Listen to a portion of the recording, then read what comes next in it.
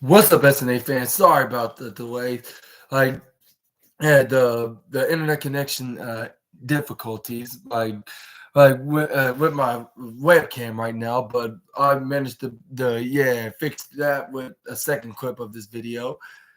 But yeah, let's move on and continue with this match. And yeah, this match, was definitely the fourth match of the night. Like, which I'll say, Tiffany Stratton versus Liv Morgan was number one. Number two was what was it? Oh yeah, LA Knight versus Drew McIntyre, and yeah, the AOP versus the Street Profits, which that was right after this match, of course. This is where we got Tyler Bate was continuing to beat up Dominic Mysterio, but this is where JD McDonough got in front of him. This was like, okay, if you're trying to help him out, try to save him, you're gonna get exactly what Dominic's getting from me and my boy Pete. And this is where he started beating left, left, right into the head of JD McDonough. This is where then JD McDonough fell right flat on his face into the bottom right corner, which is their corner, of course.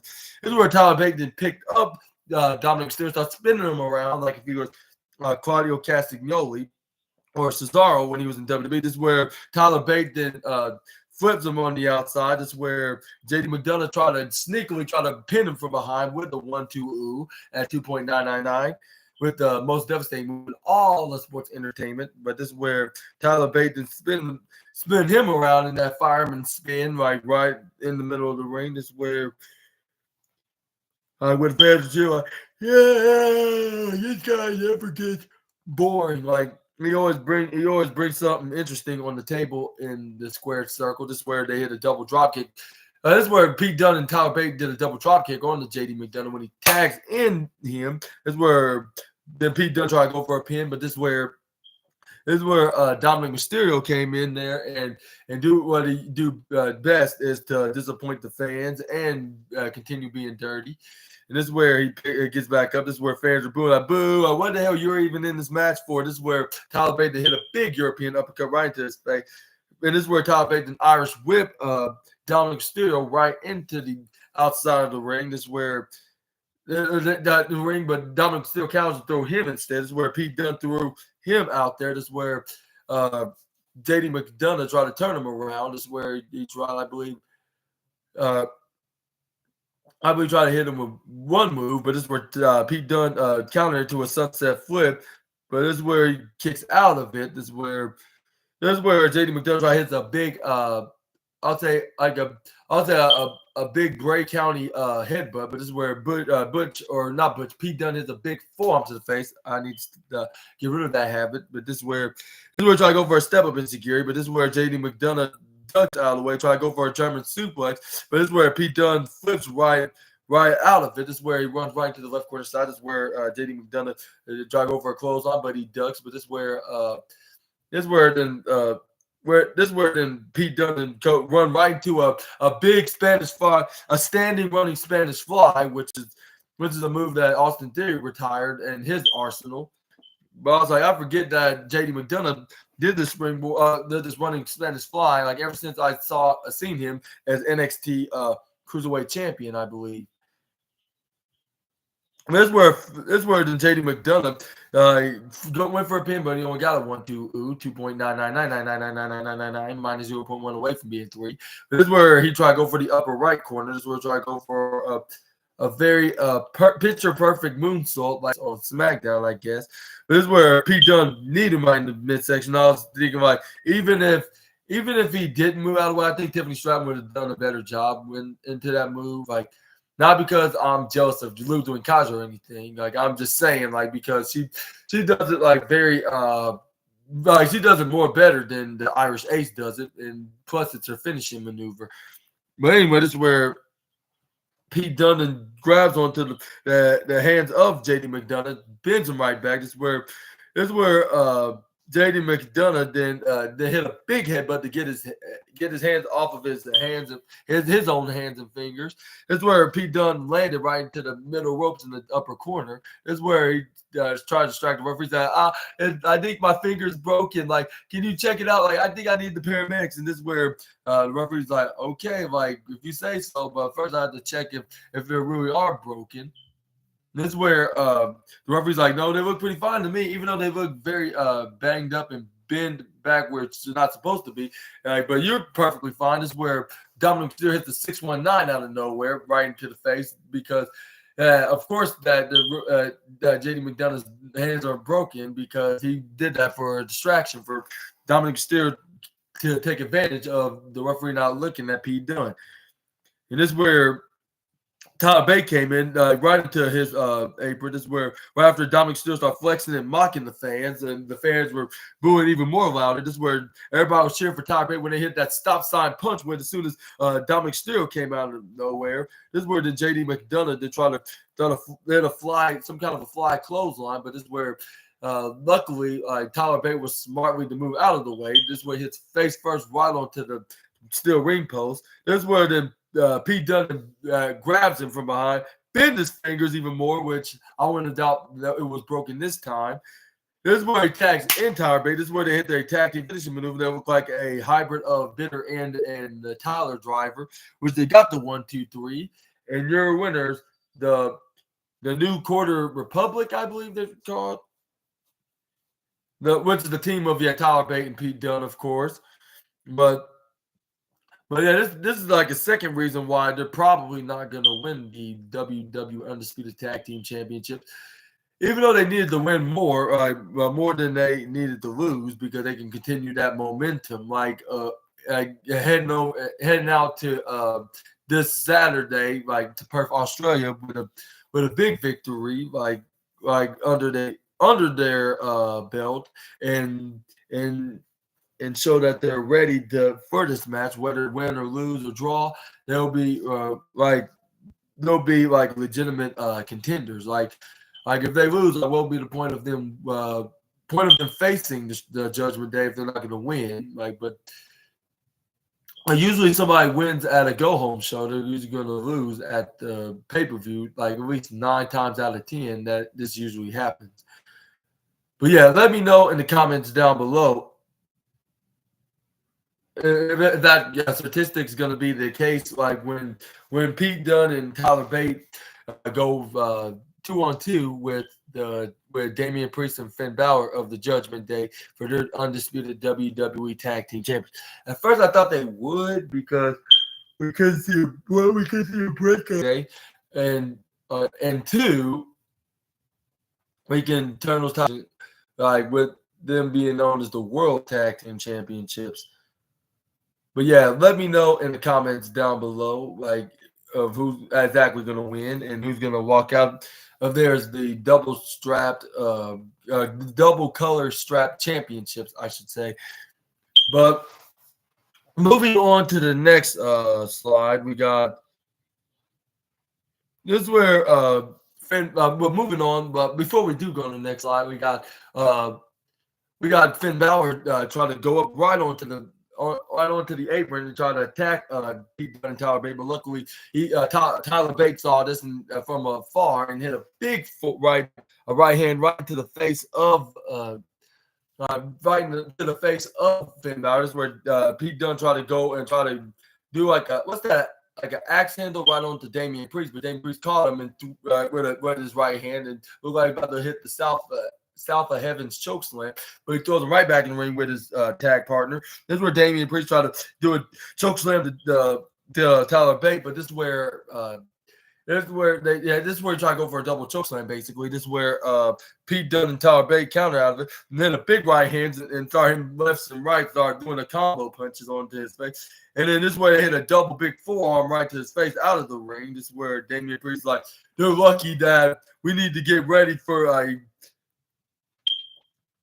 and this is where he's like, they're lucky we're gonna wait until Perth, Australia. And this is where Finn Balor's like, wait, what are you talking about? Who said anything about we have to wait until Perth, Australia if we're both here in the same arena right now? This is where Damian Priest's like, good point. He took off his jacket. This is where they got in the ring. This is where they try to clothesline and try to attack Pete Dunne and Tyler Bate, but this is where he ducks out of the way. This is why Pete Dunne's the greatest, along with Tyler Bate. Both of them are the greatest. They slightly duck out of Damian Priest and Finn Balor's clothesline, went out of the ring, and then attacked both JD McDonough and Dominic Mysterio right from behind. And excuse me, right from behind before leaving the arena and say like, "Well, we'll see you guys in 24 hours." Well, in some kind of a parallel universe timing, I should say. But really, in reality, we're not going to wait and see them until like how many hours from now? Like perhaps I'll say in reality and timing, I would say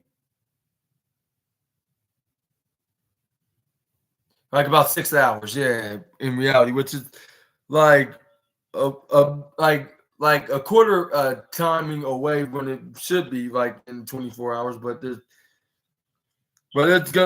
was pre-taped so they can go over there and face what's their names face them for the tag team them for the tag team championships, like which is that would be early in the morning because Australia is like is fully ahead of us. Like they're like nearly a full day ahead of us, probably like 3/4 of a day ahead of us.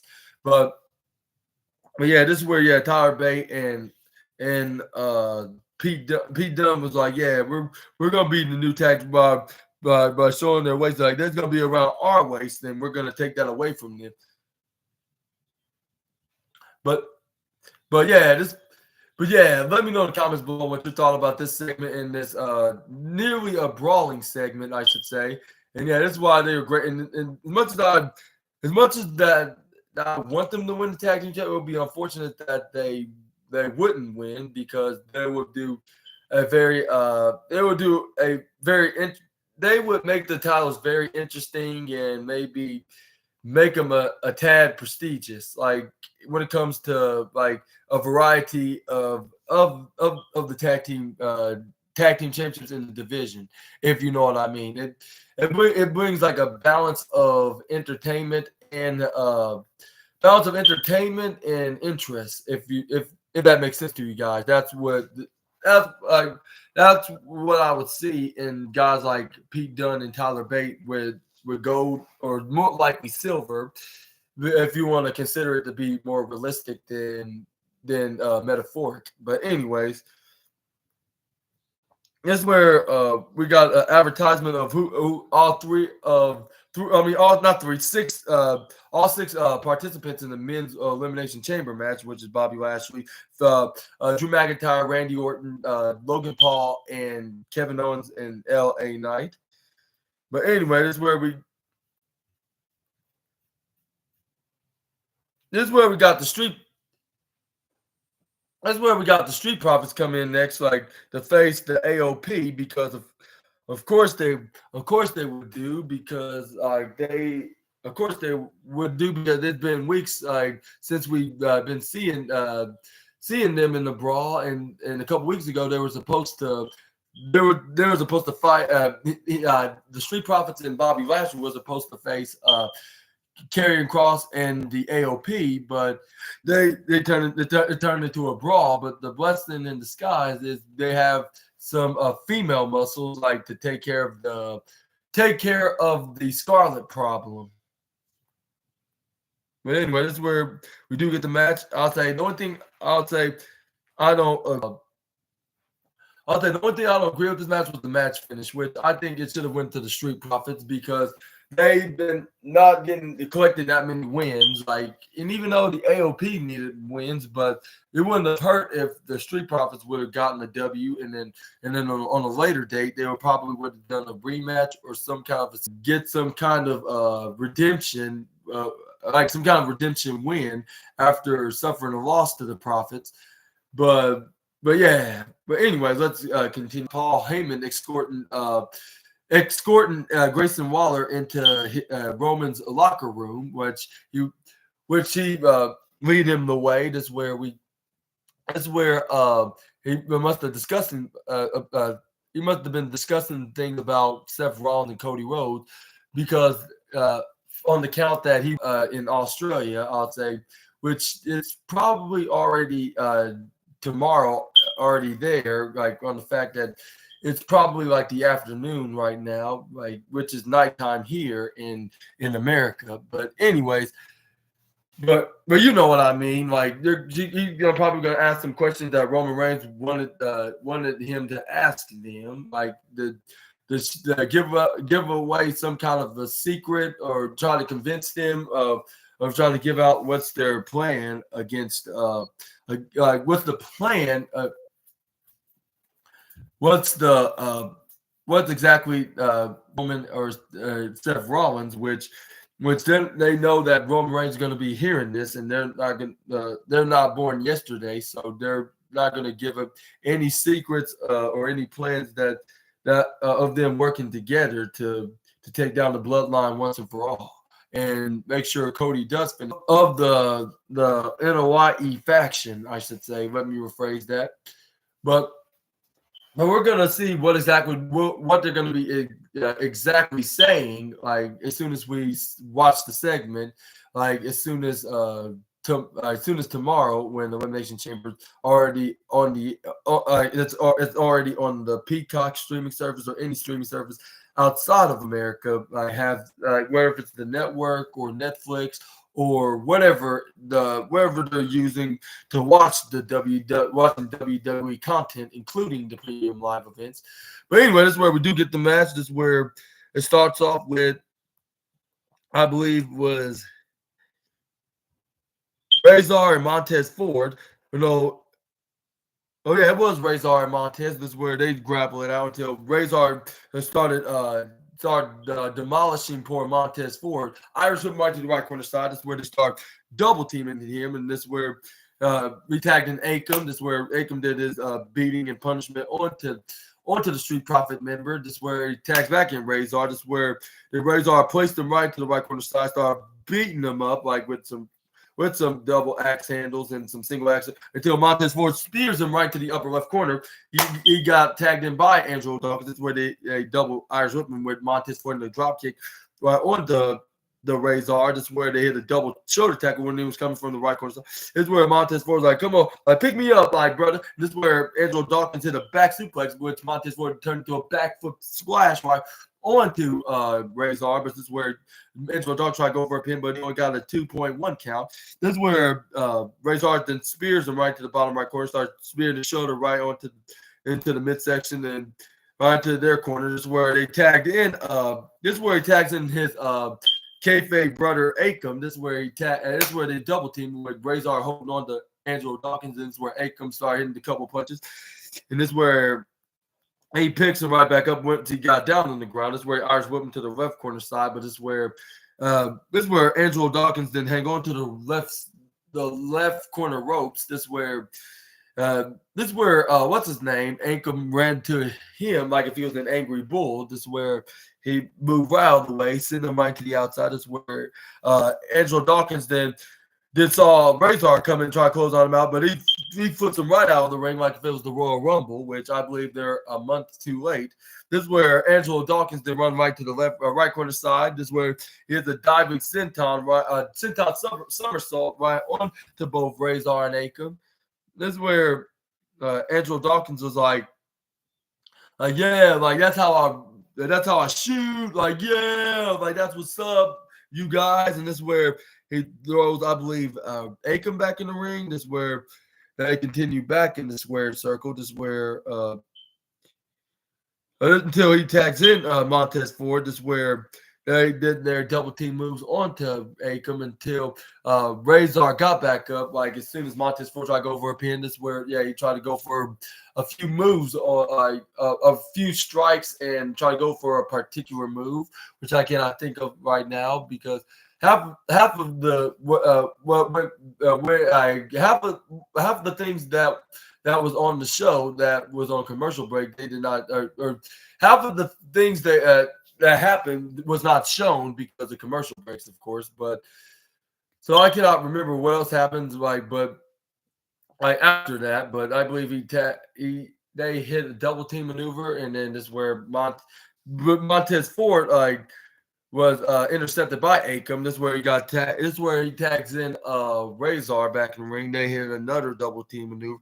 This is where this is where Razor got Montez Ford into the bottom left corner. This is where he tried to go for a spear, but Montez Ford smartly moved out of the way with With Razor hitting the shoulder first, right into the steel ring post. This is where he tags in Akam. While this is where Montez Ford tags in Angelo Dawkins, which he started hitting clotheslines repeatedly until Razor kicks him right in the gut. Eyes moving to the left corner side. This is where not Razor, it was Akam. What Angelo Dawkins did is where he started hitting leapfrogs when he started bowing his head, which I believe bowing his head, like when he went right over him. I was like, well, that wasn't really much of a smart move. That's why it's known as the ungenius maneuver in all of professional wrestling / sports entertainment. This is where Angelo Dawkins then hits what's that when he tries what that he tries to picks him up like in the air, try to go for like some kind of a pop-up move. This is where Angelo Dawkins yes, what was it, like knees to the face? Was it? No, it wasn't knee. It was elbow to the face, like a spinning elbow. He usually do. I should have known that, but which that's a part of his comeback move is where he hits spinning. What's that? The spinning splash right onto that spinning splash right onto Akam's corner in the bottom right. This is where he hits a step up insecurity, looking like an African American version of the Samoan submission machine. Except he didn't hit a back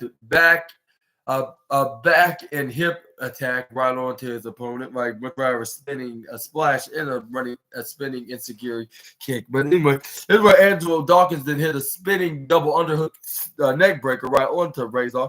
But this is where Akam still kicks out at 2.8. This is where what they showed Karrion Kross and Scarlett start breathing a sigh of relief, like, oh my God, that was a close one. This is where Angelo Dawkins then picks him up. Like this is where he tried to go for my signature move, which is the most dominating move in all of sports entertainment. Unfortunately, got countered out of. Like I was very disappointed and very sad that it was countered. But this is where we got what's his name? Akam then went right to the corner. This is where right into the corner, Lord Angelo Dawkins right into there. This is where he hits a flapjack right into the face, like when he tried to attack him with a splash. But this is where Akam hits a big boot right into his face afterwards. This is where he's like, "Come on, Angelo! Like, I thought you were all that. I thought you were all tough. I thought you were on fire right now." This is where they try to go for the. What's that? Next week with Razor hit the running clothesline from Hill, which I since last week I haven't seen him do that move in like 4 years, since 2020 or even 2019. Where he tried to go for a pin, but he would have gotten away with it if it wasn't for meddling Montez, which I should have said Montez meddling Ford, like which that's meddling is practically his middle name. Just ask Bianca Belair. But anyway, this is where he tried to this is where Irish whips, I believe, Akam, I believe. This is where he Irish whipped him. This is where he tried to go for a spinning splash, but this is where he gets flipped over by Akam right onto the outside in the left corner side. This is where he Razor said, "All right, get back into your be back in the ring so I can get back out into the apron so I can tag you in." This is where they try to go for, like, come on, lift him up higher. This is where he tried to put him up. This is where Angelo Dawkins kick him right in the face. This is where he hits a big stroking forearm right to the face. This is where he tags in. This is where he tags in Montez Ford. This is where they hit that electric chair blockbuster, a move they rarely do in the main roster because they have the spine buster and the frog splash finisher maneuver. Hopefully on WWE 2K24 that you can have two tag team finishing maneuver now that you can feature like 5 different finishing maneuvers with Ford try to go for a pin, but Razor was there, and yeah, and then this is where. And then this is where Angelo Dawkins clotheslines Razor out of there so he won't be meddling again. But even though he didn't meddle ring, because this is where it was right over the barricade. And this is where he picks him back up. This is where he started hitting big right hands right to the face. He's like nobody don't mess with one of my boys. Like, and somebody tries to do so, like, they're not going to get away. Montez Ford was too distracted about the pride. or more like leader of the what's that? The Testament, like the Falling Testament, or whatever they're called. Like this is where uh the Final Testament, I believe that's what it called. Like when he peeked out his head right onto the middle ropes. This is where Razor then tags in Akam, or Akam tagging Razor. This is where he goes for a suplex while Razor picks him into a plate again. I believe they kind of made the wrong decision here, even though the AOP were supposed to be the ones that are looking dominant, and for the Street Profits to be difficult of with the Street Profits having difficulties of beating, but still, like it wouldn't have hurt like with the Street Profits pinning like. Even if they go for like with the most devastating move in all sports entertainment, the surprise roll up, even though Tiffany Stratton did that already, but it still would have worked somehow because like they didn't win in a clean manner because they do not want to bury them. But at the same time, you don't want to bury the Street Profits when they're looking dominant as well. Or like with some people on the IWC would say like if you don't want to book them in a match that you're not sure who's going to win, like in any matter, don't book the match at all until they're like at WrestleMania. But at the same time, they needed to do this match so they can continue the feud until it's like a big six-man tag team match finally at the grandest stage, like with Bobby Lashley and the Street Profits taking on Testament stage, like with Nick Aldis and one of the paramedics help Dakota Kai walk because she got attacked from behind by Damage Control. At least we might think that she got attacked. We did. Like it depends. Like if she